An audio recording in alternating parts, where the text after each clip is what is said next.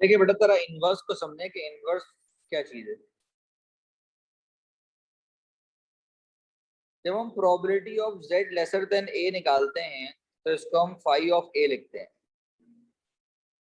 इसका मतलब z जो a से छोटा है, एट दैट a जो हम प्रोबेबिलिटी निकालते हैं वो फाई से रिप्रेजेंट होती है। ऐसा भी हो सकता है कि आपको प्रोबेबिलिटी गिवन हो और आपको वैल्यू चाहिए, तो जनाब phi inverse of that probability हम a से रिप्रेजेंट करते हैं। लेट्स से हमें टेबल गिवन है,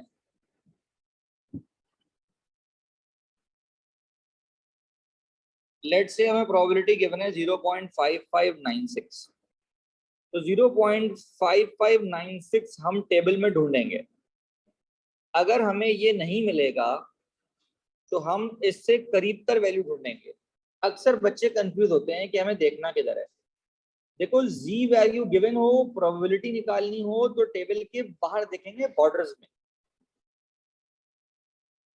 प्रोबेबिलिटी गिवन हो, जी वैल्यू निकालनी हो तो हम टेबल के बीच में देखेंगे, तो 0.5596 टेबल के बीच में ढूंढेंगे तो ये हमें मिल गया। तो इसका मतलब है कि इसकी जो ए वैल्यू है वो बनेगी 0.15। तो फाई इनवर्स जब मैं इसका निकालूंगा तो वो आएगा 0.15, जो कि मैंने टेबल से देख के बताया कि भाई ये तो 0.1 है, ये 5 है, तो ये बन जाएगा 0.15। इसका मतलब है z लेसर देन 0.15 की बात हो रही है। 9521 9521 मैं टेबल में ढूंढता हूं तो मुझे नहीं मिला, लेकिन मुझे 9515 मिल गया। तो इसका मतलब 9521 9515 से करीब तर है। तो इसका मतलब है कि अगर ये 6 मैं इसके अंदर प्लस कर दूं तो ये 9521 बन जाएगा। तो बेसिकली ये 1.6 का 6 है और फिर 6 है, तो इन शॉर्ट ये बेसिकली 1.666 कहलाएगा। 0.8558, तो 0.8558 मैं टेबल में जब ढूंढूंगा तो मुझे नहीं मिला, लेकिन मुझे 8554 मिल गया। तो मैं इसमें 4 प्लस करूंगा तो 8558 हो जाएगा, लेकिन यहाँ पर मेरे पास 5 है, 4 नहीं है। तो कोई बात नहीं, करीब तो पहुंच जाएंगे हम। तो ये नंबर मेरे पास बनेगा 1.0 का, 1.0 का, 6 का, 2, तो 1.062 इसका आंसर आएगा। तो इस तरीके से हम प्रोबेबिलिटीज देख रहे हैं इन्वर्स करके। जी 0.7912 के लिए निकालना है, तो पहले हमने देखा 0.7910,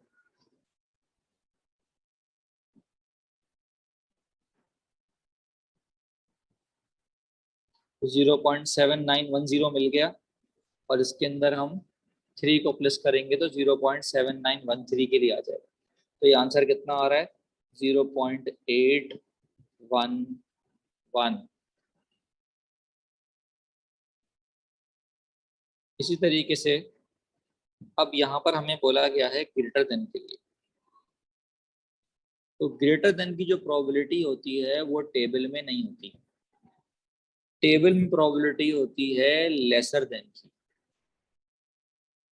तो पहले इस प्रोबेबिलिटी को मैं लेसर देन में कन्वर्ट करूंगा 1 में से माइनस करके, तो मुझे एक नंबर मिल जाएगा। तो बेसिकली जो नंबर होगा ये मुझे अपने टेबल में ढूंढना होगा, तो आंसर मिल जाएगा।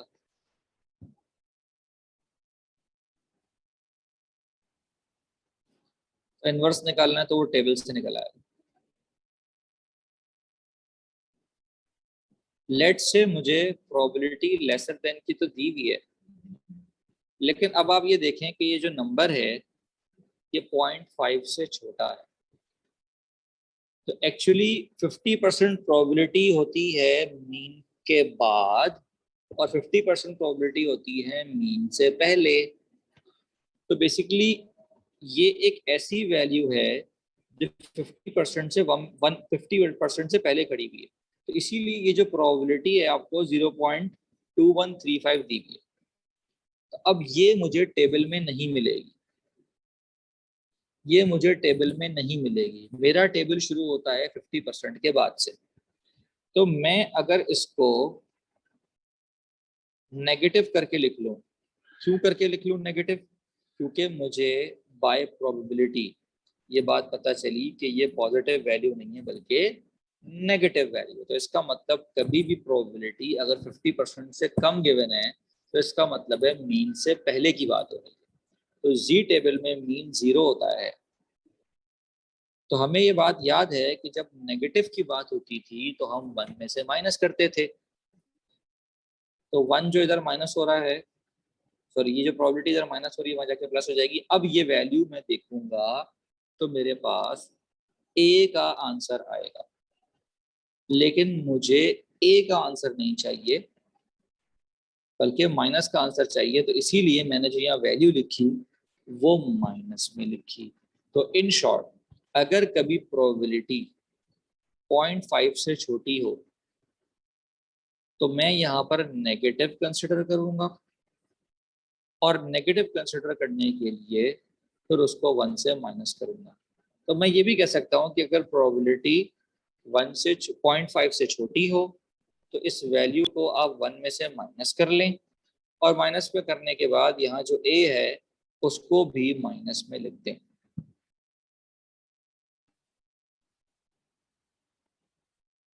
लेट से हमसे कहा गया कि probability of Z greater than A दिया हुआ, वो दिया हुआ 0.8193। तो यहाँ पर मसला ये है कि वैल्यू प्रोबेबिलिटी ग्रेटर देन के लिए अगर गिवन हो तो हमें उसको लेसर देन में कन्वर्ट करना पड़ता है।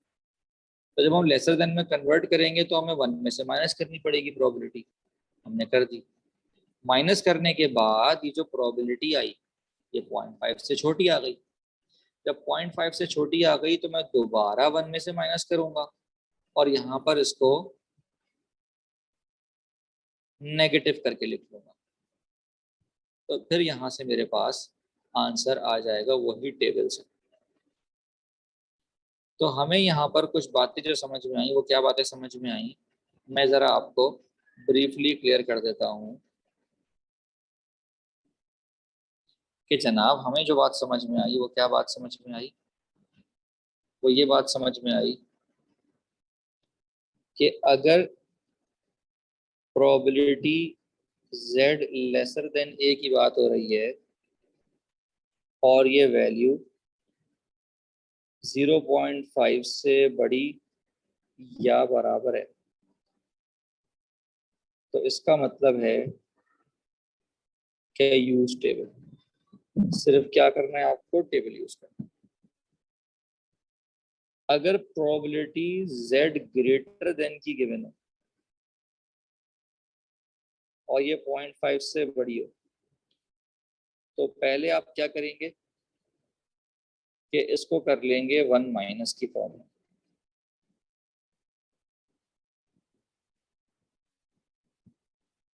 और उसके बाद फिर आप करेंगे यूज टेबल।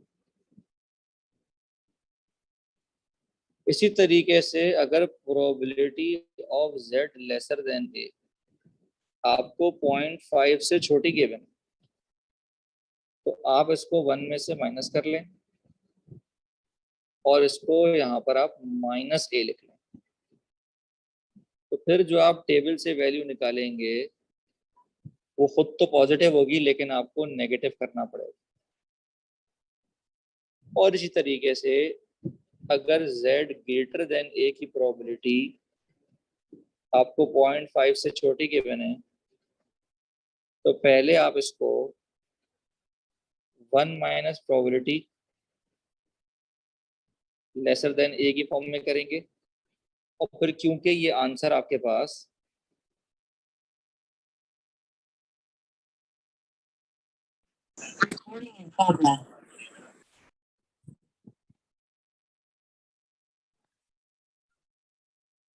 तो जनाब अगर यहाँ पर लेसर देन 0.5 होगी, 1 में से माइनस करेंगे तो वो बड़ी हो जाएगी, और अगर यहाँ पर हमें 0.5 से बड़ी गिवन होगी और जब उसको हम माइनस करेंगे तो आंसर हमारे पास ये, इसका आंसर दोबारा से छोटा आ रहा होगा 0.5 से। तो फिर हम दोबारा से इसको z लेसर देन -a की फॉर्म बनाएंगे और फिर उसके बाद टेबल यूज कर लेंगे। तो ये 4 बातें हमने सीखी हैं।